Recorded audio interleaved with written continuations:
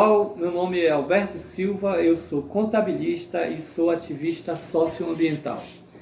Antes que eu diga qualquer outra coisa, quero desejar a todas uma boa resistência à pandemia e dizer que por aqui, enquanto a gente também resiste, a gente se reinventa e enquanto a gente se reinventa, a gente chega até vocês através de uma palestra virtual como essa daqui.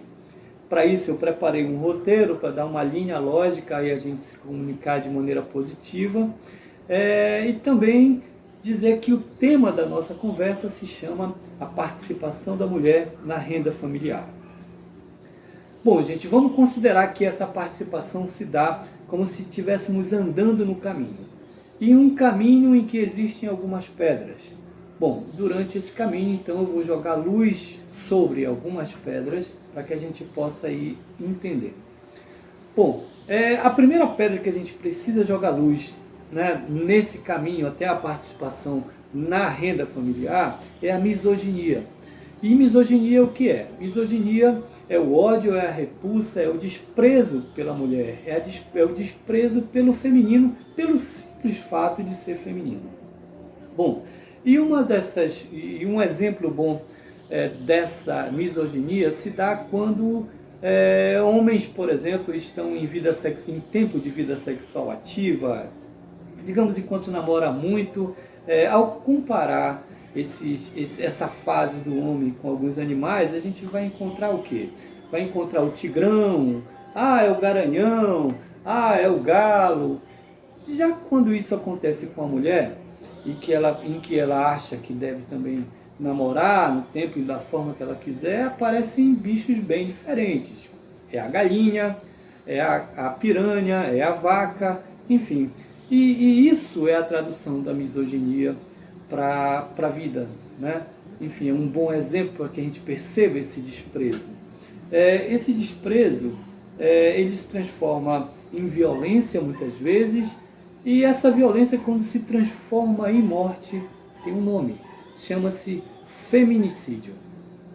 Bom, e a violência, ela não se dá só da forma física, e eu separei aqui algumas para que a gente possa entender melhor. A violência psicológica contra a mulher é aquela que humilha, aquela que controla, aquela que vai denegrir a mulher, geralmente em nome do ciúme. A violência sexual, que se dá através de estupro, através de obrigar a mulher a praticar atos sexuais que gerem repulsa, desconforto, forçar o matrimônio, parar uma gravidez ou continuar uma gravidez forçadamente, enfim. A violência patrimonial, que é aquela que controla o dinheiro, que deixa de pagar pensão, que faz destruição de documentos, furto, extorsão, danos, enfim. E, finalmente, a violência moral, que é acusar a mulher de traição, de expor a vida íntima, de desvalorizar a mulher por conta das suas roupas. E, no finzinho dessa conversa aqui, a violência física, que se dá de diversas formas, N formas, mas que tem em comum a covardia. Bom, essa é a primeira pedra. A segunda pedra que vai aparecer no caminho até que a gente chegue nesse momento da participação na renda é o machismo. E o machismo é um pouco diferente da misoginia. O machismo, ele nega direitos iguais entre homens e mulheres. Então eu queria me prender aqui mais ao machismo estrutural. O machismo estrutural na sociedade é aquele que a gente já internalizou, aquele que a gente já se acostumou. Por exemplo, é aquilo mesmo, aquilo que você já estava imaginando. Homens vestem azul, mulheres vestem rosa, meninas não brincam de carrinho, não brincam de futebol, meninos não brincam de boneca, essas coisas que já estão internalizadas no nosso seio. E outras coisas que o machismo traz, como, por exemplo, mulheres não bebem sozinhas, não vão ao bar, não podem ficar bêbadas, não falam palavrão alto, não se vestem de qualquer forma, a saia, se tiver um pouco mais curta, ou o busto um pouco mais à mostra, já estão passíveis de ser assediadas, de ser até estupradas sob essa justificativa, né? Bom, finalmente, para falar do machismo, citar aqui, mulheres, para serem plenas, elas precisam ser mães. Mulheres, para serem se sentirem femininas precisam fazer depilação. Mulheres, para se sentirem exuberantes, precisam usar salto alto, desconfortável, enfim. Isso é machismo estrutural. E isso é um dos problemas que advém dessas pedras que a gente está falando no seio da sociedade. E é claro que não são só essas pedras, tem muitas outras pedras. Existe uma pedra chamada patriarcado, e essa pedra de tão importante precisa ser discutida numa atividade somente para isso, e eu espero que a gente possa fazê-lo brevemente. Bom, então, para falar mais diretamente da participação da mulher na renda familiar, é preciso que a gente comece a falar da origem dessa renda. Então, quando a origem dessa renda vem do mercado formal de trabalho, ou seja, desses empregos formais de carteira assinada, nas padarias, nas sapatarias, nas fábricas, enfim. Nesse ambiente, é preciso que a gente saiba que o salário da mulher é entre 20% e 30% menor do que o salário dos homens. E por que isso se dá? Embora haja muita legislação para reprimir esse tipo de atitude, tem muito patrão que ainda dá jeito, e esse dado é um dado que vem do IBGE. Mas vamos considerar que a coisa começa a piorar um pouco mais quando se trata dos cargos de chefia. Então, cargos de chefia são gerência, encarregado, aquele chefe de departamento.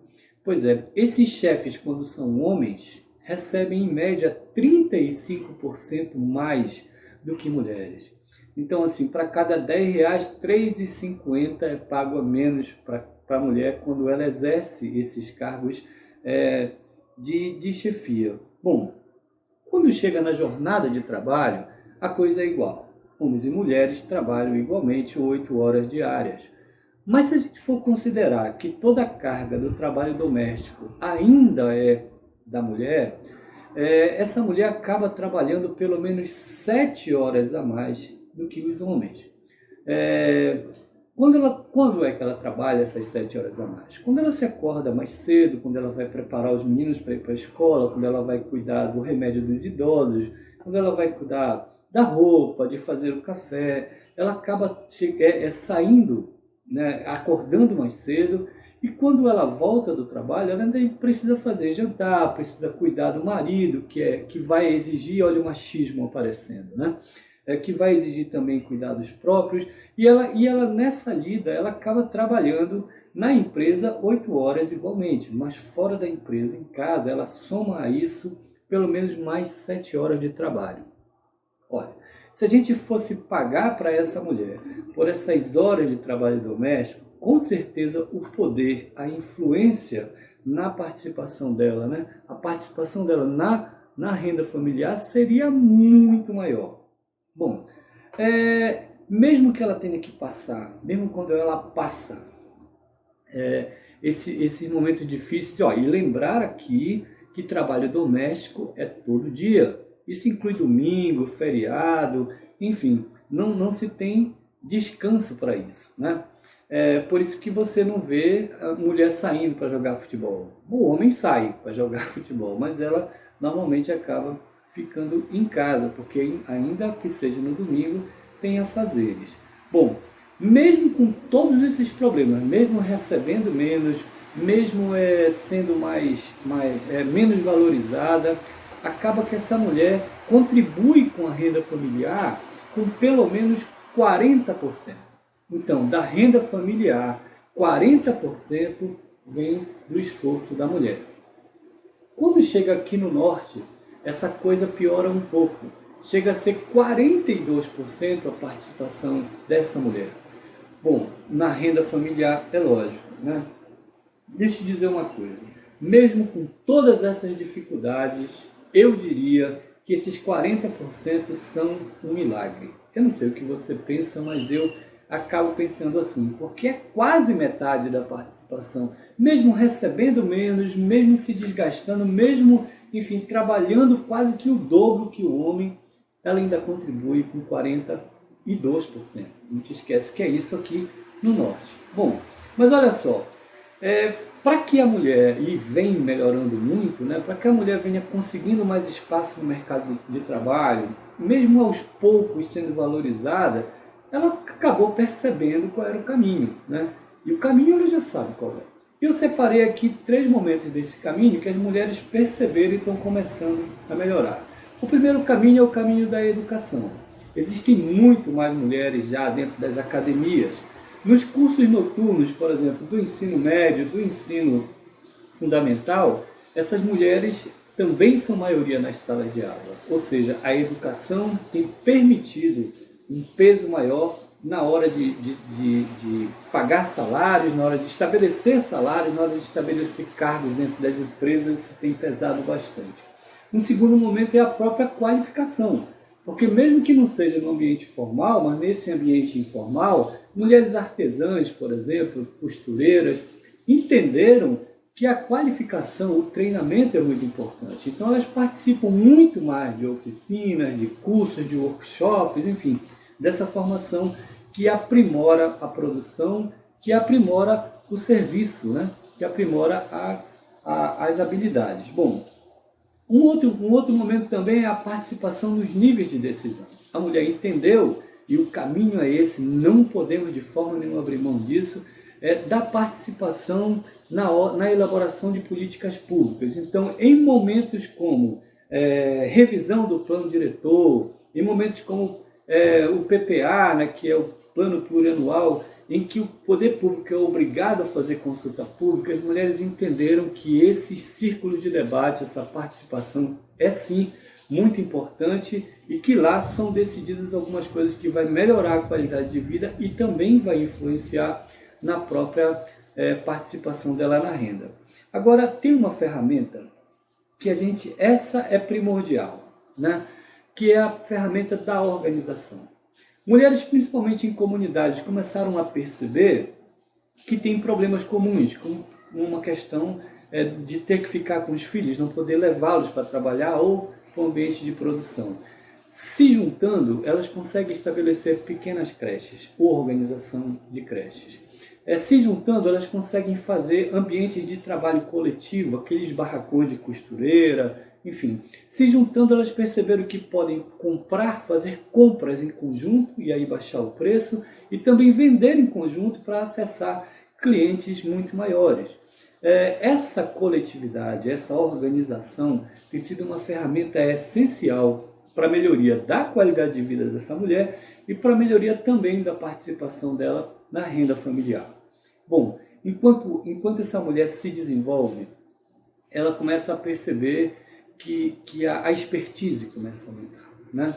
Ela começa a exercitar o que ela vai aprender na escola, na academia, quando? Quando ela precisa lidar com um livro caixa, por exemplo, ela vai exercitar os princípios da contabilidade, né, das ciências contábeis, ela vai ter que exercitar a questão da administração, da logística para poder fazer transporte do material, enfim. Ela inclusive da produção, ela começa a se aprimorar e criar know-how, o que começa a dar para ela uma outra realidade, e aí, junto com isso, cresce a autoestima. Né? Muitas mulheres destruídas, inclusive por relacionamento, se reencontram no trabalho, e aí o prazer de ver o seu trabalho, o seu produto sendo vendido, elogiado, valorizado, melhora aí muito essa pessoa, né? Melhora aí muito a autoestima dessa pessoa. Bom, e isso é um ganho que não está contabilizado, mas que é extremamente importante. Deixa eu te dizer o seguinte, depois desse sentimento, depois desse ganho, depois dessas coisas, as mulheres começaram a perceber que o caminho é esse. E realmente é isso. Agora, a gente vai parar porque a gente está melhorando? Não, antes o contrário. A gente precisa se manter firme nas nossas bases, discutir cada vez mais esse empoderamento para que a nossa renda seja melhor. Então, quanto menos preconceituoso o ambiente, menos hostil o ambiente, quanto mais conquistado esses ambientes, melhor é a qualidade de vida e melhor isso influencia na renda familiar. No que diz respeito ao assunto, é o que eu tinha a dizer. Mas queria pedir licença para dizer só um pouquinho mais. eu quero dizer que eu reconheço que o lugar de fala de quem sofre, e nesse caso aqui o lugar de fala é da mulher. Mas eu também considero que a misoginia, que o machismo, que o patriarcado e outros males da sociedade, ele é importante e é um problema de todos nós. Por isso, eu me empresto para falar sobre o assunto, mesmo sendo homem. Por isso, eu também acho que esse acaba sendo um lugar de fala de todos nós. Bom, para finalizar, dizer que foi um prazer. Brevemente a gente vai estar aí junto para se abraçar, mas enquanto isso, nós continuamos resistindo. Até a próxima!